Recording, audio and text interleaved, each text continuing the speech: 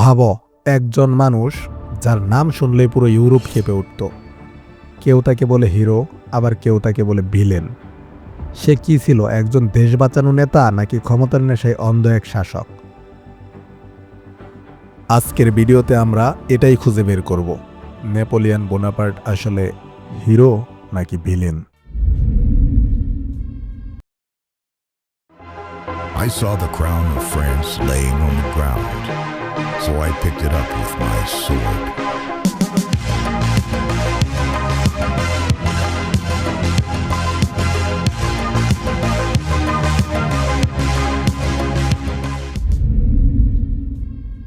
সময়টা 1700 শতকের শেষ।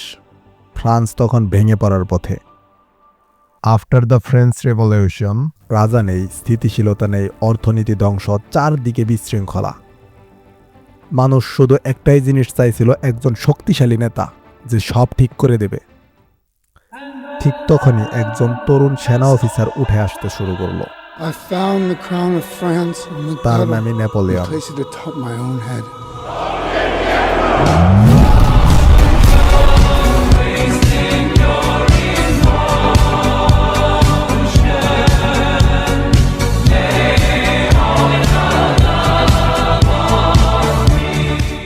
ছোটখাটো গঠন কিন্তু অসাধারণ মস্তিষ্ক।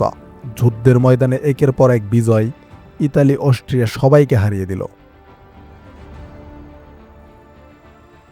মানুষ ভাবতে শুরু করলো, এই লোকটাই আমাদের রক্ষাকর্তা। তারপর একদিন সে শুধু জেনারেল থাকলো না, সে নিজেই নিজের মাথায় মুকুট পরিয়ে দিল। ফ্রান্সের সম্রাট। সে নতুন আইন বানালো, যার নাম হলো নেপোলিয়ন কোড, যেখানে সবাই আইনের চোখে সমান। এই মুহূর্তে নেপোলিয়ন ছিল একদম হিরো। কিন্তু গল্প এখানেই শেষ না। ক্ষমতা ধীরে ধীরে তাকে বদলে দিতে শুরু করলো।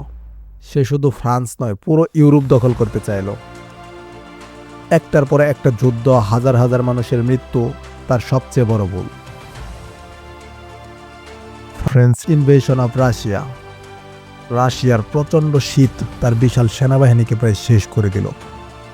যে মানুষ একসময় অপ্রতিরোধ্য ছিল, সে এখন হারতে শুরু করলো।